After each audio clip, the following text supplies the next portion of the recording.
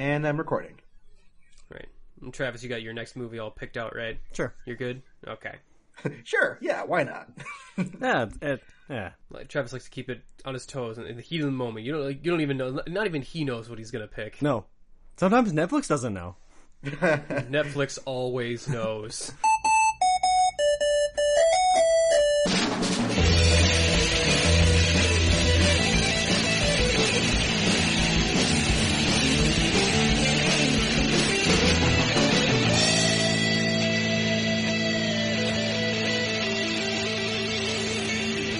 Oh, because you watched this film, you clearly want to watch this piece of garbage made back in 2007, right? Well, it's kind of funny because we were looking just now on Netflix, and yeah, the movie Catwoman has like a 98% match according to our likes. Yeah. Well, I can understand from Netflix's algorithm point of view because I've watched Civil War and I've watched Cowboys versus Dinosaurs. Right. So it's like, well, I guess this. I almost feel bad for it. The poor thing. And welcome to Netflix and Kill. Dun, dun, dun. Murder. It's well, maybe not such a murderful episode today. It's going to be a little more fun episode today because we're talking about an animated film. Have we done that before on Netflix and Kill? I feel like we must have, but I guess I don't remember every single one at this point. Yeah, I guess I do not remember if we have, but I'll go back in and edit this later. Like, yes, completely our first one, and we didn't have to check at all. No, we're good like that. But whose memory is absolutely perfect? Why, it's me, Nick, the Merc of the Mic, and my fellow Unapologists. I'm Kyle, right? I mean, no, Travis, right? Travis. Travis, that's your name. And our of course, our guest Unapologist calling in Skype per usual. Oh, that is me, Justin Zarian. Hey, how's everybody doing today? Doing good, Justin. And now, Justin, this will complete your trinity because you have picked one. You've watched a Travis movie, and now you've watched a Nick pick. Which is this is barely qualifying for the standards of Netflix and Kill as it is. We have very low standards. You'll find I'm loose with the rules. It's my show. Sometimes we need a palate cleanser, and after the last two, I thought like maybe we should just watch something that I've watched before and I've wanted to revisit for a while. Hey, you liked my movie, and I did like your movie. But not for really any of the right reasons. No. And we got liked by the actress, liked our Twitter post on it. Oh, really? Yeah, the actress that played the telepathic zombie chick. Okay, I need to look at that Twitter post again because I will say she was probably one of the best things about that movie. To be fair, so good. That's awesome. I mean, I guess it could be worse. It could have been the actress from Abattoir liking our tweet. I love the way you guys trash my or maybe horrible she acting. didn't. She just loves like, yes, and now call me dirty and spit on me because we were a little rough, just a tad. But speaking of a little rough, we have a couple characters going through a rough time in the beginning of this film because we're talking about the road to El Dorado. The legend of a lost city of gold. And the two men brave enough to find it. I am Miguel. And I am Tulio. And they call us Miguel and Tulio. 7! Your dice are loaded! I will give you the honor of a quick and painless death. But not with that. I'll bet we can make that. Two pesetas says we can't. You're on! You lose. DreamWorks Pictures invites you Holy shit! Oh no! to join two friends on an incredible journey. We'll follow that trail. What trail? To the magnificent city of gold. El Dorado. Big smile, like you mean it. They actually think we're gods. Miguel and Tulio. The mighty and powerful gods. Hello. Now, Going to need my help. what makes you think we need your help? Are you serious? They're bound for excitement, Who's the guy? You the guy. Romance and danger. I know you are not gods. You're not a god?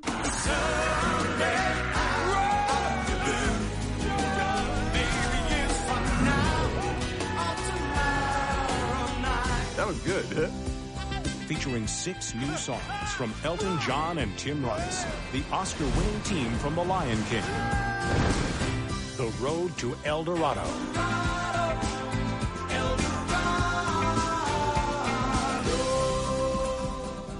Stop that! Now sing it.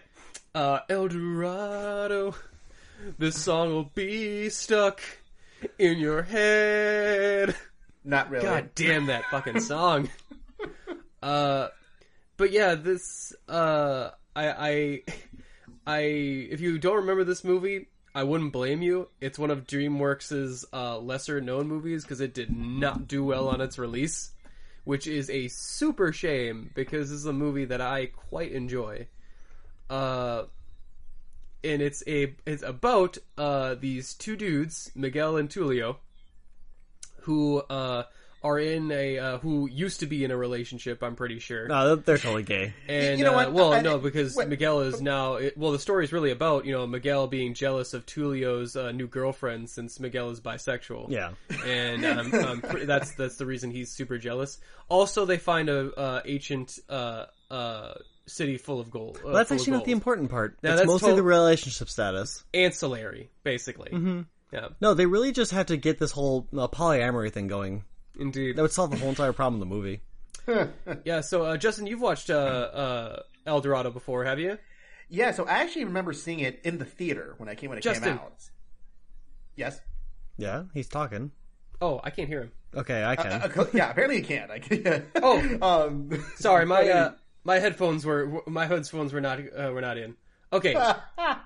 Okay. They were not connected. They got disconnected somehow. Oh, I'm sorry, Justin. You were saying Earth to Justin, come in, mayday. No, okay. Anyways, so yeah, I saw this when it came out in theaters when I was in grade school back in the day. So, and I haven't actually seen it since. And you hyping up the whole thing about them being in the gay relationship kind of thing. This movie is a lot less gay than I presumed it was at first. It's still fairly gay, especially later in the movie, but. I didn't remember a lot from the plot, and then watching it, I'm like, okay, outside of a couple very pointed moments, it's just kind of a good friendship. And to be fair, all the gay stuff seems to come from Miguel on the most part, because it feels like Tulio is kind of like, how would you say? He's casually bi-curious kind of thing, where he's like, I kind of like, I clearly like women, I'm very comfortable with my best friend here. Miguel is the one who's clearly got the jealous thing, which we'll get into more of that in a little bit, but... I think for Tulio, it's kind of more of a mutual, singular same-sex attraction.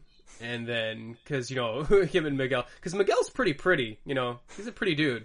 Yeah, and it's Kenneth Branagh voicing him, so how can you not fall for that beautiful... It's supposed to be Spanish, but very British accent. Yeah, I know. It's like, sometimes we'll use a Spanish word, and I'll be like, that doesn't sound right. Nah.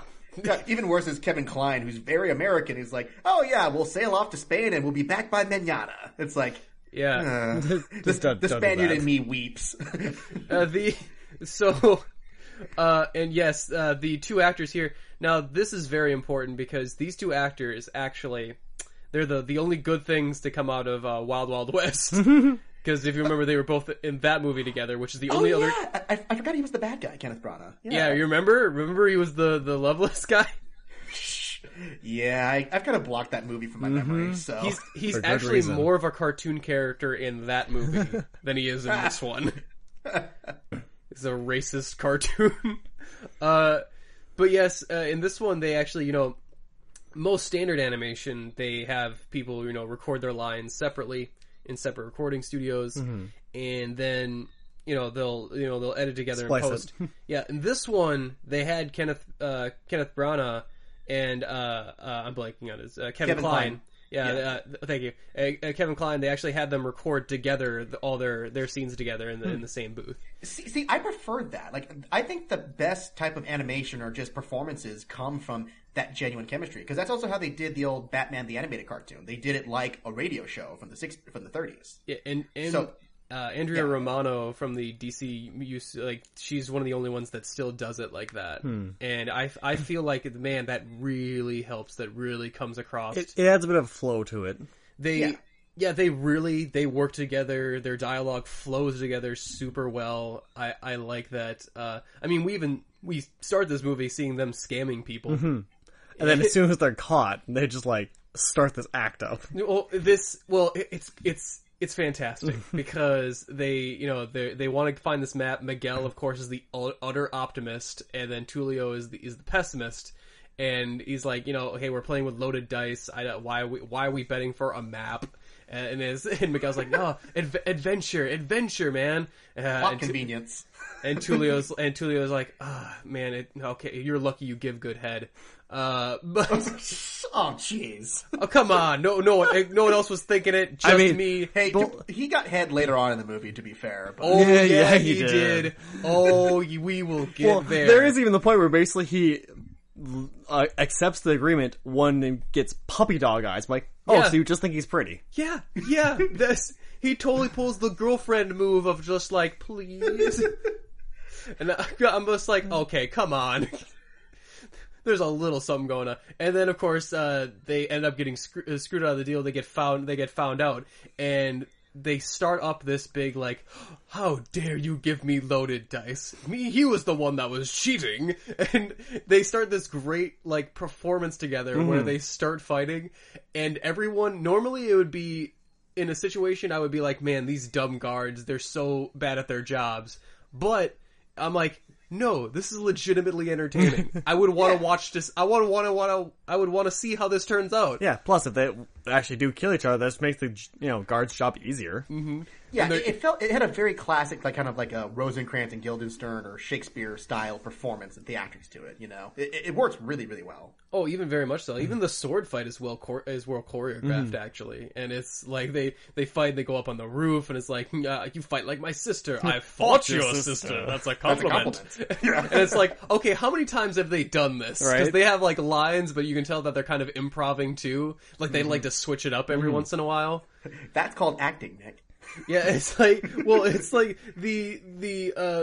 they have like a set, like, because they go right into the routine, but then they like, ooh, this was good. Like, they even congratulate themselves later, like a good acting troupe, like, oh man, that was great. No, that was classic. Show. No, yeah. You were good. No, you. And, so they end up, through shenanigans, getting, trapped on a ship. And, they get trapped on a ship that just so happens to be going to the New World. To the New World, yep. Led by a guy named Cortez, who is played by Jim motherfucking Cummings. Also known as Winnie the Pooh. Also known as Winnie the Pooh, or Darkwing Duck, or many characters. He was your childhood, if you're listening. Dude, he still is our childhood. True. He plays a couple other roles in this movie too, like just small voices and stuff. He does. They brought him in for probably cleanup. Yeah, and this movie strikes me as one where, as elaborate and as beautiful as it is, they did kind of a rush job on a few things where it's like, yeah, they used Jim Cummings for like 3 background characters as much as the lead character, just because, well, we don't have to pay anyone else to do this job. So, yeah, but that's pretty standard.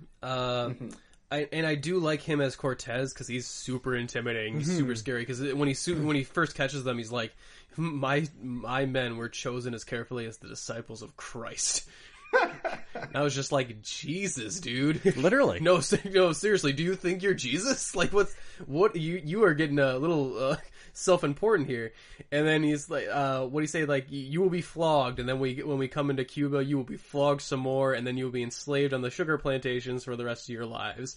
And this is my favorite moment in the movie because it totally sells Miguel's character of being the greatest, of the most powerful optimist in the world. Because after he hears that, he just goes, all right, Cuba. And it's like, how positive is your disposition if you can find the positive spin on that scenario? Well, Nick, you've clearly never been to Cuba. He found the bright side of slavery.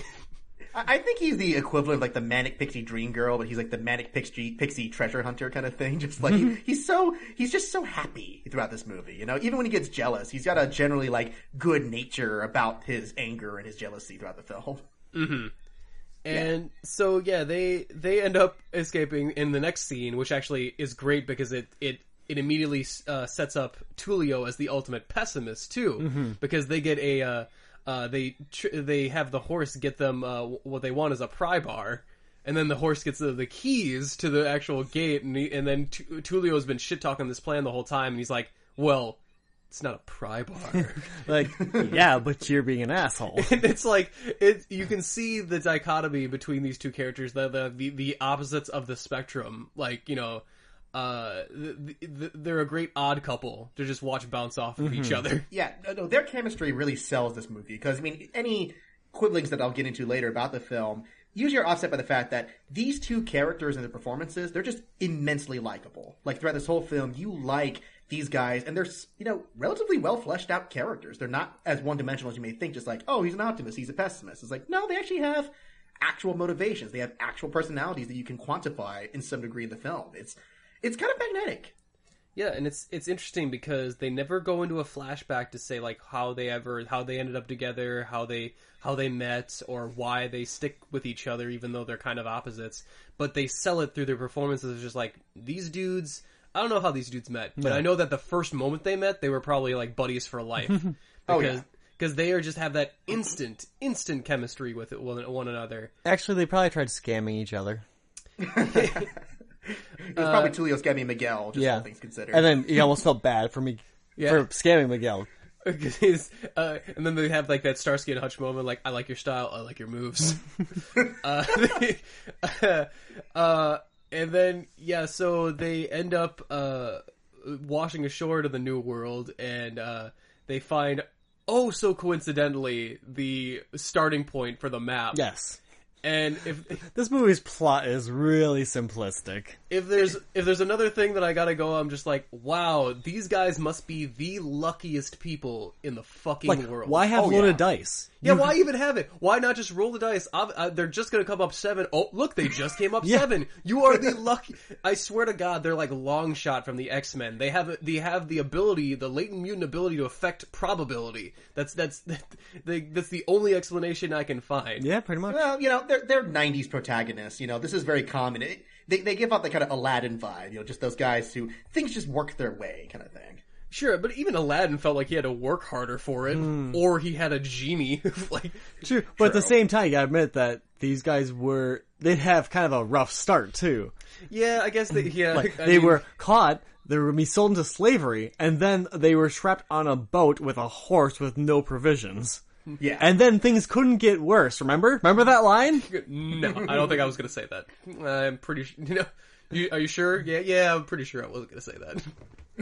So, as ridiculous as it is, at the same time, they do throw some things against them.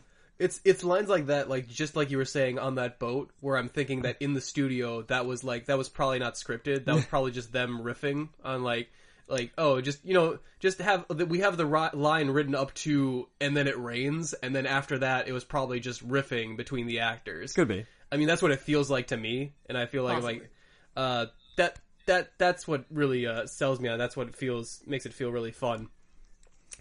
And then of course they finally end up in El Dorado, and we meet our Mayans.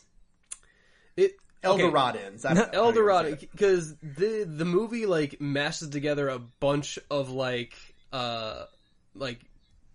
culture, like ancient culture stuff together. They mesh together Aztec stuff, and I see like obviously Mayan culture in there, and there's like a half dozen other some stuff like mixed together. They're basically just these people who are put behind this giant waterfall, and we're told, hey, you're living in your society now. Deal with it. Yeah, I mean, El Dorado's a fictional city anyways, even in real life, so it's like, okay, they can just be whatever, you know. Yeah, and so we meet the Chief, who's voiced by Edward James Olmos. So he's pretty cool. He's a pretty chill guy. Then we meet Zekel Khan, who is this crazy priestess or priest dude. I like to refer to him as #obvious villain is obvious. Yeah. That's exactly what I thought when I saw him. Like, keeping him around is almost worse than keeping Scar around, honestly. I mean, I'd like to think that he had a function before they got there, but I have a hard time imagining what it was. Well, religion. Yeah, that's the thing. It's like, this is loosely steeped in old religious beliefs of, like, the Aztecs and the Mayans of sacrifice and blood magic and blah, blah, blah. But even then, the way he acts on a regular basis, you're like, how come they haven't thrown this guy out, like, years ago? Because he's clearly there to just ruin everyone's lives. I mean, even the chief and everyone else is just like, this fucking guy Right? again. Like, every time he shows up, someone in the background has that look like, Jesus. Yeah, and, like, the chief clearly has an antagonistic relationship with him. Mm-hmm. Yeah. I guess that was a slightly subtle commentary of church and state, just like, oh yeah, we got the chief and we got the priest kind of thing. Yeah, and then, he's crazy, and he's one of the first ones to mistake them for gods. Yeah. And of course, they're kind of like, oh, well, yes, we totally are gods. That's totally us. And then it's like, you don't question us, or you don't want us to visit down our vengeance. And then, of course, Echo Khan's like, yes, we do. Visit down vengeance upon all of these non-believers. And I'm like, okay, why is no one tackling this guy? Right? Because, okay, He legitimately believes they're gods, and he's asking him to kill everybody. if I'm in the crowd, I'm like, hey, he does not speak for all of us. No. Do not. Technically, he speaks for the gods. Yeah. I mean, I would have to assume I believe these dudes are gods, but, and then, of course, another of the luckiest things that has ever happened to these guys happens, which a volcano starts to erupt and then stops erupting when Tulio yells stop, and I'm just like, okay, I guess I'm gonna go with this. Yeah. It's a cartoon, I mean, yeah, there are certain points where I'm like, okay, if this wasn't animated, I don't think I would let this go. No.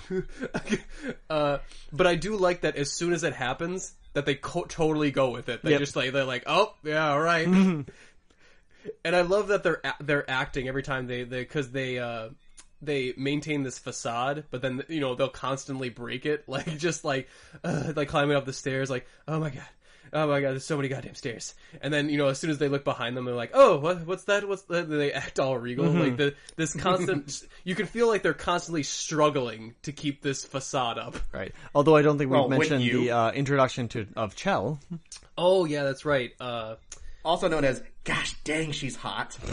Yeah. Okay, so let's talk about Chel's design for a minute.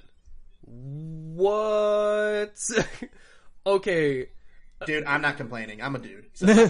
I know, and I'm like, don't get me wrong, that she is hot, but like, why is there so much ass on this character in a children's film? Yeah. And she's played by Rosie. This is. Oh, sorry, go ahead. I'm sorry. No, you go for it, Justin. Go with it. I'm just saying, this is moderately a children's film. It's aimed at kids, but it's got enough adult content that's not really only for kids. Mm-hmm. That's just me. Yeah. Anyway, you were saying Rosie Perez?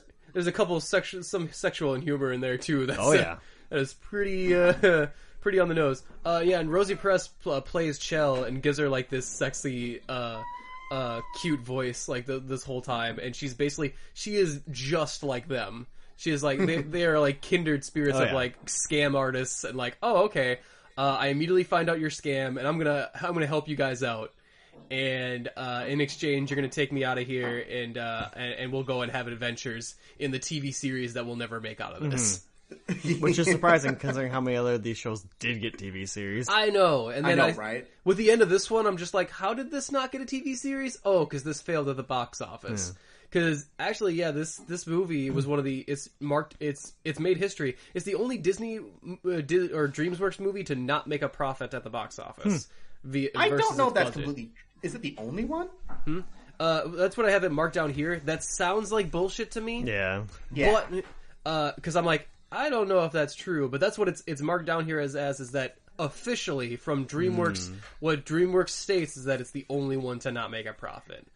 But with how studios are and stuff, and they there's a certain amount of leeway they get when they announce like that movie wasn't a success. We made our budget back. I'm like, yeah, but you spent $30 million in marketing, like, and they don't have to include that. So that's always kind of up in the air. I don't put too much stock in it, right? But still, it did not do great at the box office. Like that's the main gist of it. Yeah.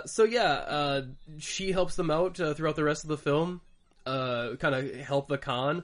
And it's basically them trying to keep up this facade long enough to grab a bunch of gold, get a boat, and get the fuck out of here before anyone realizes that they're not gods and that they get sacrificed or thrown to Shibalba thrown into Shibalba. And I do love that. You know what I love about that Shibalba scene is that right after that, that's where Chel has made the deal with them to help them out with all this stuff, right? And then they ask her before the Shibalba thing starts, it's like, hey, what's this? And she says, it's not gonna be good, and then just walks off. And I'm like, that was the whole part of your job, was to tell us what these things are, not to just go, oh, this is gonna be bad, and then fuck off. She even mentioned Shibalba before in the previous scene. Yes. Where it's like, oh, I guess you don't need to know anything about this, and Shibalba. I'm like, okay, once you've agreed to it, shouldn't they, say something about that? Mm-hmm. It just... I don't know. I don't know what she would have said in that a couple seconds, but it's not going to be good is not very helpful whatsoever. Yeah, I think she just tried to play. She was playing it out. She's like, okay, if this goes horribly south, I don't need to get involved, kind of thing. Yeah, I do love that Tulio and Miguel, like they both realize, like, okay, yeah, Chel is super trouble, but man, she's hot. Like, no, wait, off limits. All right, she's got to be off limits. And I love how Tulio, walks Miguel through it like he's a child. Yes. Like, okay, imagine you have an inner voice that tells you stuff that you should already know. Like, what does it say about Chel? Actually, that was probably my favorite bits in the whole film when they're like, "What's the first thing that comes to your mind when you think about Chel?" or something like that, and you see Miguel just go, whoa. No, Miguel. So Miguel's maybe not as gay as we thought, but yeah, maybe. I don't know. Maybe they're both bi or whatever. I really like that Tulio had to like basically walk him through it. We even get the ding sound as soon as like Miguel gets it, because it's just like Miguel is obviously the one that's like, I don't want to say that he's dumb. He's a little dumb, but I'm gonna say that he's dumb. I think Miguel's problem is that he's impulsive. Like, he's a guy who just acts on whatever his first thought is in any situation. That's true. Yeah. He has a very strict sense of, like, this is right, this is wrong, this could be fun, this could not be fun. He just, whatever he thinks first, he'll just act on it no matter what. He basically has no Jiminy Cricket. That's the main exactly problem. Well, Tulio is his Jiminy Cricket, but he's like a really downer Jiminy Cricket that still wants him to steal shit. Yeah, Tulio's his wet blanket almost, just like, oh, this could be fun. No, it couldn't. You get the feeling that Miguel would be dead if not for Tulio, but Tulio would not have nearly as much fun in his life if not for Miguel. Yeah, I mean, Miguel might be dead already, but he would have a lot of fun doing it.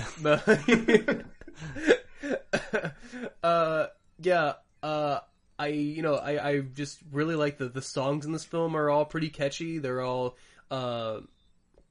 they actually, I'm going to have to disagree with you. I find these songs actually really boring. Oh, really? I didn't like any of them. I thought, especially when you say he starts off with the whole argument between them with the map and that stuff. No, the movie starts off with a really bland, this is how the story starts thing with the gods and Elton John singing.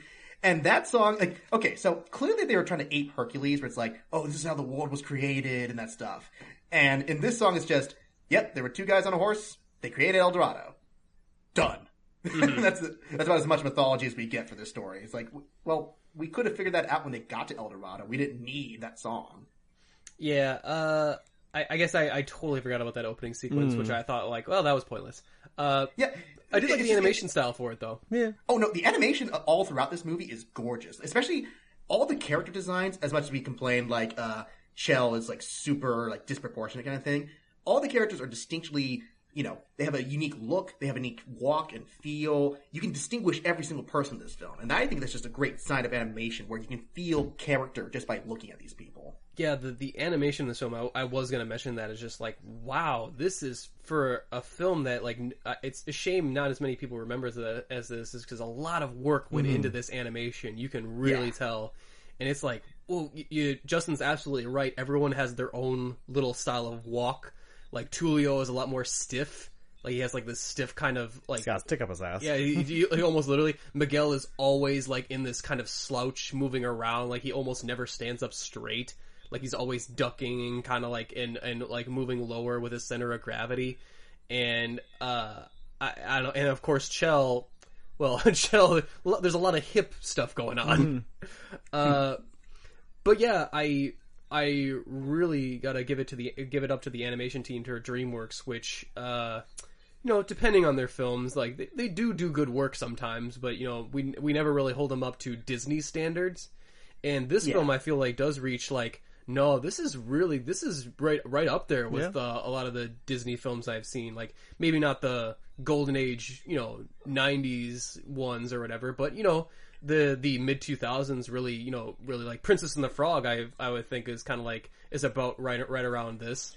I would say this is about the same range as like Mulan and Hercules, like that era of Disney where it's like, okay, we're out of the golden age, but these films aren't bad either. Kind of. That's perfect. That's actually right about exactly where they are. Where it's like it sucks because even the best of DreamWorks gets to like the B work of Disney, but that's pretty good. I mean, you got to remember like Mulan and Hercules. I mean, I don't like Hercules that much, but that animation is very, very top notch on it. It's true. Yeah. So yeah, and this film, it actually really reminds me of another film that they made, which was The Emperor's New Groove. Mm-hmm. Which is like this road. Was that DreamWorks or who did that? That was Fox, wasn't it? Was that Fox? I thought it was DreamWorks. I actually don't remember. Shit. Yeah, I need to look that up. But maybe I'm wrong. I mean, that's one of my favorite animated films in general. No, that was Disney. No, what am I thinking? Yeah, that was a Disney film. No, wait, you are right. That is Disney because they showed that was also they showed the one of TV their movie big on the flops. Disney Channel. What am I thinking? Yeah, you are completely right. But it reminded me of the Emperor's New Groove a little bit because of the road trip aspect to it. Mm-hmm. Yeah, especially on the road trip, to El Dorado and I really like hanging with these two characters. Yeah. Like they could literally be doing anything, and I would enjoy watching them. Which is good because they don't actually do much in the movie. Mm-hmm.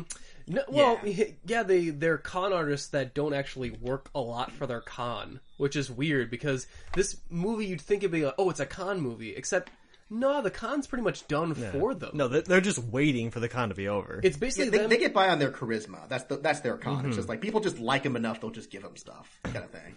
Which surprisingly works. Yeah, like even the chief later when he's like got it like. I don't think the chief might actually not, might know that they're not gods, and the chief's still like, yeah, but they're all right. I'm like, So, somehow he figures it out. Just like, I guess they're not gods. It's like, when did you put that together? But oh well. Yeah, and of course, Zekel Khan is just this crazy sacrifice, crazy Nut. dude. He's really... kind of Jafar kind of thing. Yeah, he is Jafar if Jafar had a bloodthirst that didn't lead for any type of power, I guess. Because he is all about the gods, destroying non-believers, and of course, like that's basically anyone but him, right. I guess. And yeah, I did like that he was, even if I feel like even if he met his actual gods, I feel like they wouldn't appreciate him giving orders on their behalf. Mm-hmm. Because I'm like, yeah, I mean, Miguel's pissed about it because he's a nice guy, but I feel like even if he wasn't, I feel like if you were an almighty god, you wouldn't like this more like, wait a minute, you're telling everyone what I want without consulting me? You're getting a little high and mighty. I'm going to zap you. Well, he was reading supposed sacred text, too, so... Yeah, sure. And they were surprisingly accurate with stuff that was gonna happen. Like they were two dudes riding this serpent-like creature, and I'm like, of course it's close enough. They looked just like them because they had the same like beard and hairstyles too. Just like, well, of course they did. They were gods. And I'm like, that's a really specific stone tablet. Mm-hmm. Someone went into a lot of detail on that. And even Cortez later, because he looks like that picture, like, and I'm like, man, that pose is pretty convenient. And the most convenient one was the one that is for our kill, the one guy that dies in this movie, where it's like, oh look, there's his self-portrait pretty much right there. Yeah. How did okay, so I get that, there is a dude that's like, it would look like, why does the guy in the book look exactly like him? And not just that he's wearing the same thing, he has the same body type. He does. It's the same guy. Like, he might as well put his signature below it saying, this is me. I mean, I don't know, if there was an evil spell book and I saw me in it, I'm like, I'm not doing any of this shit. I'm gonna burn this book. Yeah, this is not gonna work out great for me. Nope. I don't. That's like one step above reading Latin out of a fucking book. With Yeah, chains and it on also helps that conveniently all El Doradans speak English as well, because there's no language barrier between the Spaniards Spanish. and them. Well, I guess it's like I guess they could all be speaking Spanish, and then we just translate it to English, or they are all just speaking English. Who knows? But That's one of those just plot devices that's like, well, we had to have people understand it, so... Yeah. Well, I mean, at least it wasn't like with Pocahontas where vis-a-vis magic leaves. And I'm just like, oh, I guess I just rather have it not explained rather the magic leaves, because magic leaves are dumb. Yeah, either have a convenient explanation or no explanation. Just don't try to do anything between. Yeah, so that's basically where the rest of this film lies, and the only really true conflict in it, because you're right, we only have the one kill in it, which was Zekel Khan killing his own underling, and my god, I felt really bad for that underling. Yeah. I did too. He gets nothing to do in this movie. Like, he basically is his... He gets to call Zekel Khan handsome. Yeah, or try Yeah, to... no, he's a proto-Crunk from Emperor's New Groove. Yes, he is, only he doesn't even get to be voiced by Patrick Warburton. That's why he died, you know? Yeah, and man, Zekel Khan, he was like, oh, it needs one more, and he kicks him in, and even makes like a pun, like, oh, it needs a little more body. Yeah. And I'm like, oh, come on, dude. And there's even more allegories to Emperor's New Groove, because, yeah, he's basically just a more sadistic Yzma. I do like how we were comparing him to all these other Disney Disney villains that he's stolen traits from. Mm-hmm. Yeah, well, to be fair, this movie does borrow a lot from classic Disney as well. Like, if you just think of, like, the style of animation, the style of plot and character and that stuff, it's an amalgam of all these things just flavored with this whole El Dorado, Conquistador era style Spain thing. Well, Nick's gonna hate this, but another movie I compare this to a lot is that Atlantis movie. Oh, yeah. Oh. Yeah. Why don't you compare it to a good movie? Because I honestly don't I think like it's that... Atlantis. I think they're actually pretty similar quality. Wow, okay. I mean, this one's animation's much better, I'll give you that. But story-wise, not much happens. The characters are more likable, I guess, but overall... No, go ahead. I just feel like not much happens in this movie. And I agree with that, but I feel like I enjoyed this one much more, where Atlantis has actually more stuff happening in it, but I don't care what happens to most of those characters. Because Atlantis makes the mistake of having way too many characters. It's true. Because they're keen on starting their own TV series too, which almost happened. Because they wanted a cast of characters to draw from. But hey, they got a crappy sequel. Mm-hmm. Yep. They did indeed. But yeah, I would not put that in this camp. I feel like the story is simpler but stronger in this one.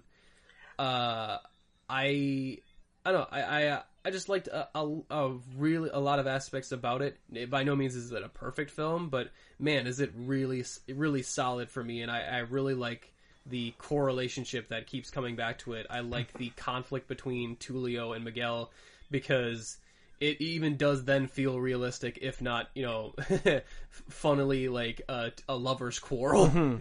Yeah, and that's the thing, is like this movie gets by on force of personality more than anything. Because it is fairly conflictless until they force conflict later on in the film. But it almost didn't need conflict. Just watching these two interact with people was almost enough to justify the story. Because even the point when Miguel starts to sympathize with the locals, he starts to really get to know them and play with them, kind of thing. That makes you really endeared to him as a character. You're like, oh, he's not just some con artist dick. He's actually a guy who kind of likes people. He really genuinely cares about if they're happy or not. And that really makes you want to follow him. You're like, yeah, I want to see if he actually makes these people's lives better, until they realize he's not a god. Mm-hmm. And, I agree with that, and as well that, I kind of like that Tulio is this unrepentant dick that even the romance that he ends up having with Chel is almost not a romance. It's a purely sexual based relationship. Yeah, and that's after he tells Miguel, we can't have her at all. She gets to avoid her at all costs.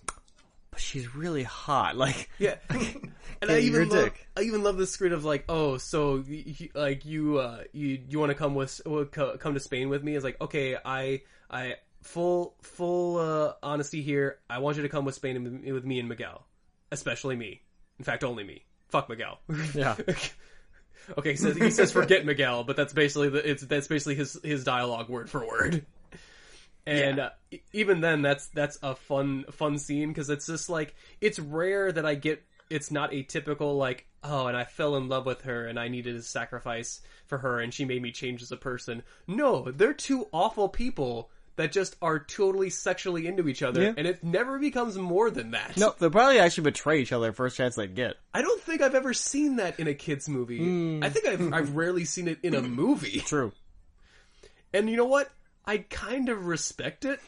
Like a lot, actually. Like, I find it very amusing. I don't know. I guess we can go into our final thoughts, final gripes and stuff with it before we move into a spoiler section. Anyone like last minute thoughts? I pretty much said my piece. Justin, what'd you think overall? Well, the reverse of that. Sorry. There we go. Yeah, I was kind of surprised that I liked this as much as I did. I was going into it because I didn't remember a lot of it when I saw it in theaters. Just like, okay, there was those key scenes, there were these key funny lines of dialogue I remembered, like the, you fight like my sister. Like, I still remember that from the trailers all this time. Mm-hmm. But watching this and actually getting involved in the story, I'm just like, yeah, this is surprisingly well done for how middling its legacy is. It's got great lead characters. It's got a good sense of humor most of the time. I still just can't get the idea. I mean, get it out of my mind the way that the relationship develops with them sexually between Tulio and Chel. Like, even to the point where, they're just like, oh, well, I gotta be somewhere. It's like, oh, I think we got time. She gives them the total flirty eyes, just like, oh. She totally fucks over Miguel, too, is like, oh, go, I'll cover you. Yeah. And by cover you, I mean fuck your friend. Also, lie about where you are. It's like, it's like, where'd Miguel go? Yeah. What a bitch. She's kind of a bitch. And she does repay the favor to Tulio in the next scene. Oh yeah, we didn't talk about that because that's the thing. I know they didn't mean to suggest that that's what happened. Pretty sure that's what they meant. Okay, so I slowed this down to make sure I wasn't imagining it with the speed of the animation, Exactly. But no, Miguel comes up first in forescreen on the right. And then Chel comes up in the mid. Tulio. Tulio, that's right. And Tulio is on the right, and his head comes up first, and then Chel's head comes up from the side. And somebody got head. And it's like, and you can see that Tulio is laying down, and Chel was bent over. Their positions, it's like, yeah, it's hard to draw a conclusion that is not in Tulio's favor on that one. And, they just kind of casually avoid it after that point. Just like, okay, that's just what happened. I guess she took the road to get the gold. Yeah, he was. Oh boy. Yeah. But, anyway, I did like that. Like, oh man, what would happen if Zeko Khan caught us like this? I'm like, I don't know. In Greek mythology, I don't think that would be too out of place. Yeah. I mean, I'm not sure about Aztec lore or whatnot if they fucked their subjects, but if it was Zeus, no one would bat an eye. True, no one would bat an eye at that shit. Unless they're against incest. Yeah, but anyway, we interrupted you, Justin. No, that's I sidetracked us. But that was fun. But anyway, I get sidetracked with blowjobs a lot. Yes, on that. No context. Like, don't you ever add context to that? I'll just leave it. Yeah, we're just gonna leave that dangling.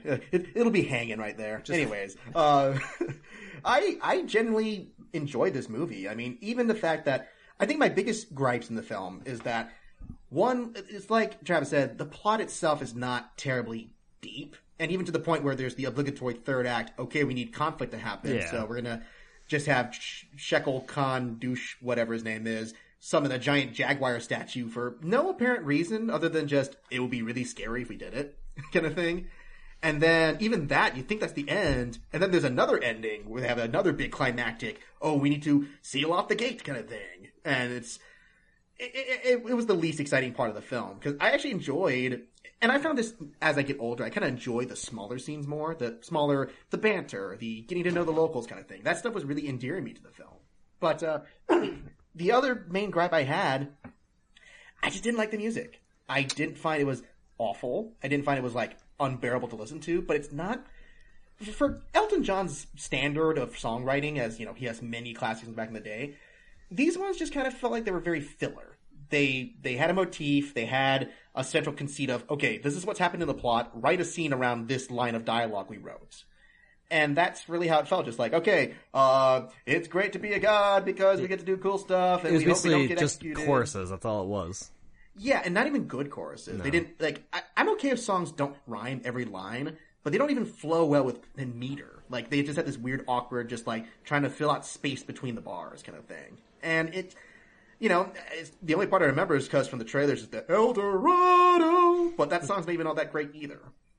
So that was my major gripes. But other than that, I think it's animated beautifully. I think it's got great performances. It's got good humor, and it's a nice, fun, like you said, it's a nice, fun B-level film. You know, if you need something that's a good animated kids film that you haven't already watched to death, there's worse things you can watch than Road to El Dorado. So do you want me to segue into my final thoughts, or? Yeah, just go into your final thoughts and ratings, and we'll go right into them. Okay, well, and that's pretty much my final thought there. So with that, I think I'll give this movie 7 out of 10 guys who died, and then the other guys who they take extreme measures to not kill. Because there was that one guard who was trying to fight the jaguar, and they make a big deal like, I'm okay! And then he gets crushed by the paw. I'm still okay! That was odd when we just saw another guy get brutally murdered by Yeah. Zeko Khan, that they made sure that guy was okay. Not sure if that guy's actually okay or not. Also Yeah, voiced it's by like- Jim Cummings again. Yeah, and then there was the other character by Jim's Cummings that come in just like, oh, by the way, the army's attacking! Kind of stuff. And that guy's everywhere. But otherwise, yeah, I generally like this movie. I didn't love it, but I liked it way more than I thought it was going in. Mm-hmm. And, we'll save me for last since it was my pick, and I obviously liked it the most because I have taste.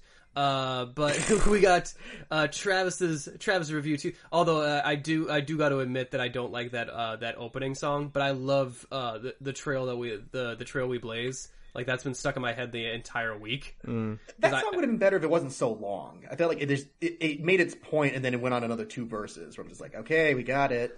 To be fair, I'm not as musically inclined as everyone else here as well. My problem with that song is that it's literally just singing about what we're watching on screen. Yeah, I guess Singing in the Rain is bullshit too. Well, I mean, Singing in the Rain is melodic too, but yeah, it's almost like you felt like, montage. We're Actually, going through the jungle, montage. Actually, is my problem with Singing in the Rain, though, so I can totally get where you're coming Okay, from. You do not criticize my favorite musical, dang it. I just don't love This that is a different musical. review, guys. It's a different review, but I've gotten into trouble with that a lot. Don't get into it. Okay, other than the song choices, like I said, for the most part, just not, like, plot-wise, not a lot happens in the movie, and like I said, the best part of the movie is just the main characters, and I can just listen to them. That's fun, and the animation is beautiful, but I was actually watching this movie in the background while cleaning my room, trying to get ready to move, and I'm just like, yeah, that's about all the attention I need to give this movie. It's just every once in a while kind of look up at it. I don't know. I remember watching this, I think the first time I watched it was actually at your parents' house. Mm-hmm. And for some reason, like, we were all together, and, like, we decided this is what we were going to do, and I was like, alright, fine. And even back then, I remember just being like, this is fine, but, nah. I kind of feel the same way about it now. I'm just like, yeah, it's fine. Overall, I'm going to have to give it a 5 out of 10, because for me, it does feel just fine. But that is harsh. Yeah. That's completely average. If I was the one thing to call this film, I don't think it would be average. But It's above average. but that'll transition to my review, which is I revisited this movie and always have it has been a while since I revisited it too, and there's always that worry of like, is this movie going to hold up as much as I think it does? And for me, it really did. But my main problem with your guys' review right now, my main problem with you guys is that you brought up well thought out, pointed complaints with it that I have a hard time arguing against. Like that's what's really making me mad right now. It's a problem when you face logic. How dare you say true shit? But I gotta say that I really enjoyed this film. We'll talk a little bit more about the in a spoiler section, we'll talk about the third act a little bit more because I want to go into it in a little more detail. But I do have a problem with the two endings it has. Zekel Khan is it's funny because he is a cartoon character of a villain, and I realize that he is a cartoon, but he's like Loveless from the Wild Wild West. He is like Kenneth Branagh's character from Wild Wild West for me, where it's just like, you are never given a reason for why you are such a dick. Like, why are you this fucking crazy, other than, I guess, all religious guys are all fucking nuts. Or, like we said before, why they keep him around. It is hard. He's just some dude. He's just some bad guy. It is hard to imagine, what his role was previously here. Like, has he just always been this, like, troublemaker that has now been proven right because the gods did show up when he said they were about to? I will say, though, I did like the reveal of how he found out they weren't gods. Like, that was executed pretty well, I thought. Yeah, I'll give you that. That was pretty good. Yeah, the whole bleed thing, which is like, okay, yeah, that's neat. And I like that he didn't let on with it really quick. He's just like, oh, okay, I can work this to my advantage by making a giant jaguar creature later. Yeah. And I'm like, okay, I thought you had a more clever plan than this. Nope, that was it. Nope. But, yeah, and then with the whole third act, it does feel kind of like, oh shit, there hasn't been really a big conflict. Like, there's been character conflict between Miguel and Tulio over like whether or not to leave, but it does feel like the giant jaguar creature, it does just like, where the fuck, like, it just comes out of nowhere. Yeah. But I did enjoy some aspects of the ending, which we will get to. So for me, it really reaches a higher bar of quality for me. So I'm going to give it 4. It's a low bar. 4 horses mouthing the word El Dorado out of 5. Seriously, why does he mouth El Dorado? I want to know. No, I catch the great ancestor of the horse from Tangled. Like, he's clearly just smarter than people in general. He is. He's a smart horse. Well, he knew, it was like, pry bar, that's stupid. I'm just going to get them the keys. I'll just grab him the keys. These fucking morons. Then again, he also committed suicide by jumping off a boat for an apple. Yeah. So it ebbs and flows. So yeah, this was a fun one. If you don't want to stick around for the spoiler section and you want to just catch us next week, we will be watching. What will we be watching, Travis? Well, since this is our insert amount of animated films here movie, I figured it's a crime. We should actually watch some more animated films. Yeah. So next time we're actually watching a movie that's half animated. It's half animated. Half animated, yep. We're going to be watching Who Framed Roger Rabbit. Oh, you brilliant son of a bitch. Because that whole film revolves around a murder. Right. Oh my god, that's my favorite technical qualifier of Netflix and Kill yet. Well, someone also dies in it. Oh, ooh, yeah. A couple people, to be fair. Yeah, now I remember. Oh man, I'm actually super excited to talk about this now. Yeah. Super fun. All right, so we're gonna be watching the classic Who Framed Roger Rabbit next week. And counting dialogue lines to make sure it's legit. And we're gonna count dialogue times to make sure that we all have equal dialogue in between us. Who am I, Mickey or Bugs? Whichever. You know what? Now I have to pick an animated film for my next one too, just to keep this trend going. Keep the theme in. All right. Well, join us next week for that, as well as just catch our back catalog and Netflix and Kill on our iTunes feed. Maybe click subscribe while you're there. Catch some of the other episodes of the regular Yu-Gi-Oh podcast while you're there, and why not? And give us a 5-star review, and we will read whatever goes on in that review box on the air on our regular show, word for word. That is my guarantee. If you'd like to suggest a movie for us to watch for Netflix and Kill, I am open to suggestions. We've done that before. So you can always message us on Twitter at Yu-Gi-Oh Podcast, give us a Facebook message or something like that. Or you can just always email us at unapologeticgeekout@gmail.com. And with that, are we all ready to move into a spoiler section? Sure. We ready? Yep. We all good? We ready to go into El Dorado? This one would be like exiting out of Shabalba for like no reason at all. So, music time? So yes, we're going to go a small musical break, and we'll be back right after this.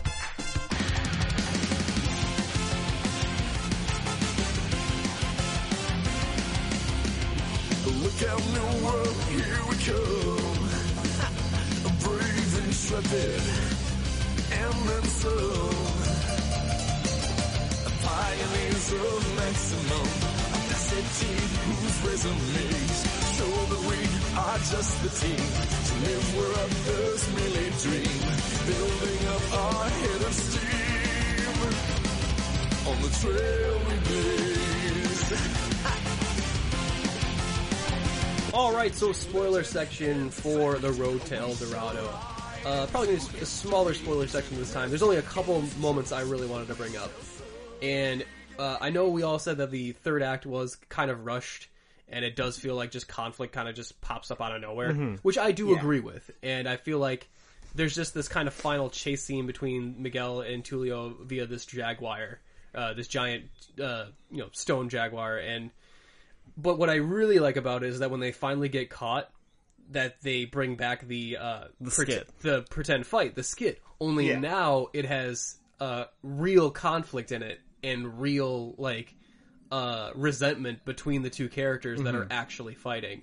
And I'm like, okay, this is clever to bring this back, this entertaining skit from the beginning of the film. Only now it has weight and meaning between the two characters because now they are actually mad at each other, and they're using it to sell the fight actually better than they sold the first fight. Right, because there's actual, emotions going into it. And again, that made more tension than the actual chase against the jaguar, because this whole emotional arc of the characters going through, that's the actual conflict and climax there.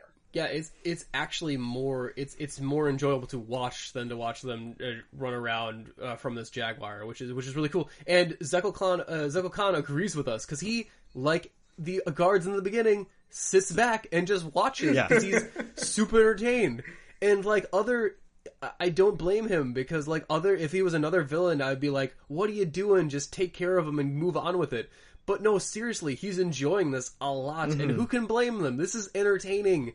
They're talking about, double crosses and this conflict. It's a soap opera, and you almost want to Zekel Khan to bring up a bowl of popcorn out of nowhere, just oh yeah, loving this. And then they end up getting the drop on him, and he uses the giant. They use the giant jaguar to further get the drop on himself, which was man, that wasn't a good idea. Yeah. And you go okay, he fell into the Chibalba. The giant and you whirlpool. go okay, well, he's gone. That's generic Disney death, to where he didn't you don't physically see him die, but he fell off the same cliff that Gaston falls off of, this Nexus area. Only he gets spit out. Where the hell does he get spit out? Right at the entrance of El Dorado. No, but he's not the entrance, because he has to lead Cortez and them to the entrance. Yeah, so why is there a drainage pipe thing in the middle of this giant whirlpool that sucks down to, I'm assuming, the center of the earth? But there's just this little drainage pipe that shoots them out into the middle of the island for some reason. The physics of the Xibalba whirlpool confuse me. Okay, also, I want to know, how much does the chief actually believe in the religion and how much he knows outside of it?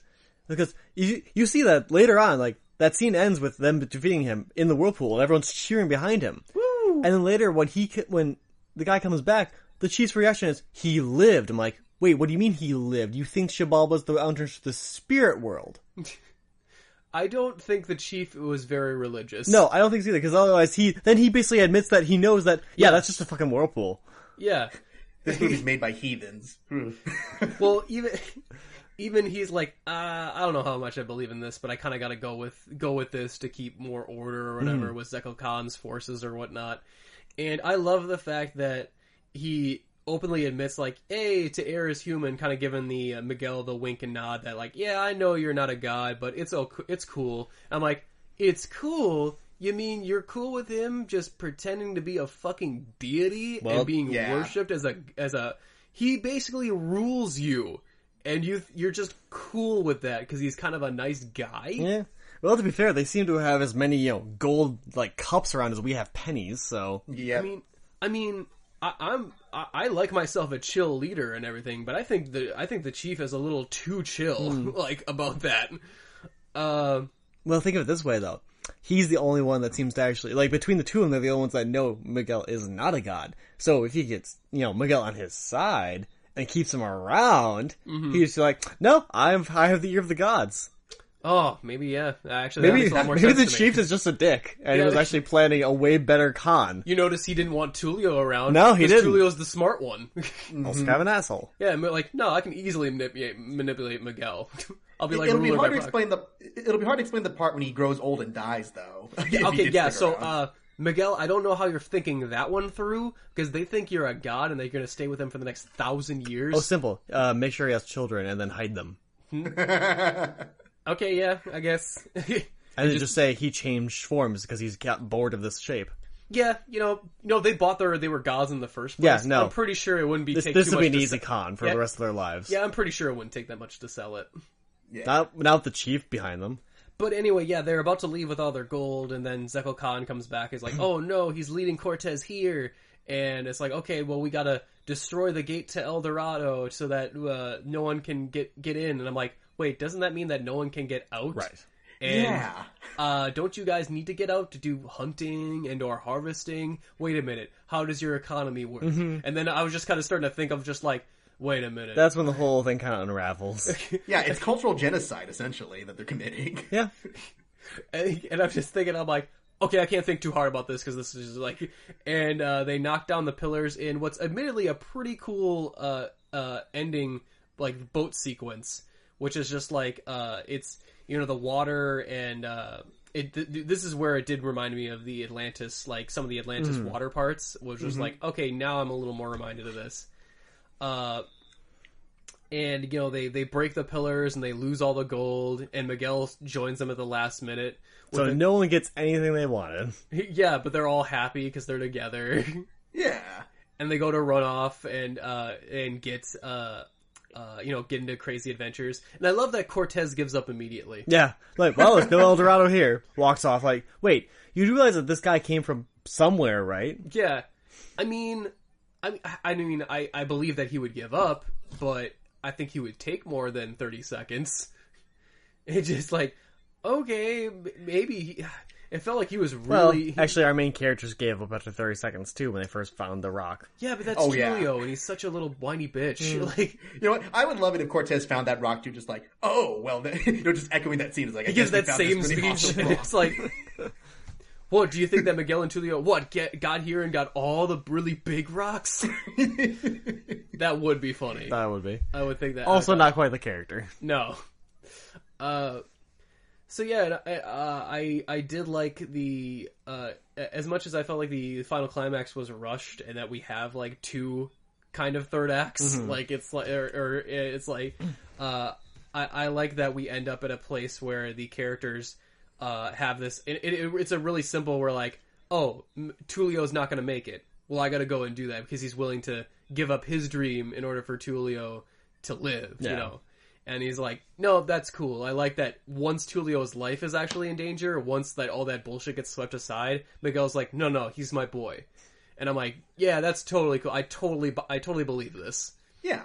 And I do like that Tulio has to give up the gold, and he's the only one who doesn't go through a character arc. Like, he doesn't change as a person. No. Well, I guess Chel doesn't change either, but like he's still like I guess he does save the whole place though in Giving up the regards to his gold. gold. So I guess he does change as a character, like because he does care about the place, although it seems to come out of nowhere. He cares about it enough that he needs to protect himself along with these people. That's what it really comes off as, I think. Yeah, I guess. I mean, yeah, I guess he was screwed too. Yeah. Like, Genocide was going to happen to everybody. Yeah, I did love his little scene, though, trying to think of like, here's the boat, here's the gate. Here's the boat, here's the gate. Yeah. Here's the goat, here's the bait. it's like he's just like I did like he's the one with the plans, and his basic plan strategy is to hit himself in the head in order to think of the most basic plan. Yeah, the problem is that he doesn't really plan much. He's just, again, really fucking lucky. I'm not sure Tulio is the smart one, much more than he's just smarter than Miguel. Yeah.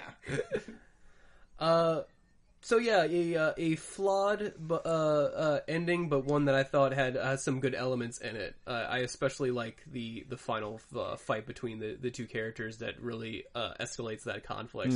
Yeah, it offers closure. If it's not even like an inspired ending, but it feels like there's nothing more to say after the film's over, which I like about that. Yeah.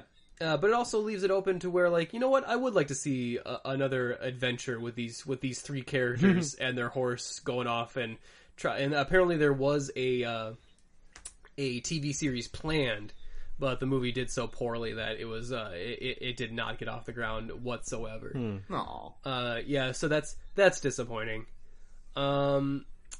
With that, I think we can bring this spoiler section right to an end here. I hope you guys enjoyed this review of El Dorado, this flashback to our 90s childhoods. Well, I think this movie was 2000s. It was like the cusp. Probably. Yeah. Like 2001. I think it was 2000. I got that date somewhere here. Bring up the IMDb. Yeah. But, a real fun time. I hope... Oh, yeah, I hope 2000. Yeah, it was 2000. I got it. All right, nailed it in one. There we go. I hope we have as much fun talking about Who Framed Roger Rabbit next week. Who get me wrong? We're gonna have a lot of fun talking about that one. Oh yeah. Great. And in honor of Bob Hoskins, which I don't think we've done a Bob Hoskins movie yet. No, we did. May he rest in peace. May he rest in peace. But yes, thank you again for joining us, Justin. Would you like to tell the people where they can find your stuff at? Yes, indeed. Well, you can find me on Facebook. I post periodically there, Justin Zarian. You'll see me often linked onto posts from here on Twitter, so at JJZGamer. And then most of the time you can find me at oneofus.net. I write the content for their subscriber-only news podcast, The Breakfast Pub, which, not to toot my own horn, is probably the best podcast on all of oneofus.net. So, as a subscriber, I would agree. Excellent. Thank you very much. But yeah, along with that, check out the rest of their content. I occasionally come on for reviews with We Are Error, their video game podcast, which Nick is also a constant guest of. And they have lots of great movie reviews. They have lots of great, just cultural commentary stuff between the guys. It's a really great... The way I always describe the site to people, it's like, imagine just sitting in a living room talking to your friends about movies. It's just got a great conversational vibe to it. So yeah, I just say check it out, be a subscriber if you like it enough, and just enjoy yourself. Yeah, that's how I would describe it too, is that you're in a room of really your geeky, nerdy friends, and you're a complete mute, and not allowed to talk back. Oh, so basically how I feel most of the time around you. Yeah, actually, that sounds awful. It's way better than that. Never mind. I'm not a good seller. That's it's my more bad. that you're being a very good listener. That's the thing that's going on. Yeah, that's the way to Man, Justin is our Miguel this episode, putting a positive spin on everything. I like it. I'm an optimist. I'm Tulio. I didn't want to say it, but you did. You fight like my sister, Travis. I've never fought your sister, but take it as a compliment anyway. She would kick your butt. Then I guess it's a compliment. There we go. All right. Well, thank you so much, guys. And with that, we are Unapologists. We don't end. We're out. Yeah.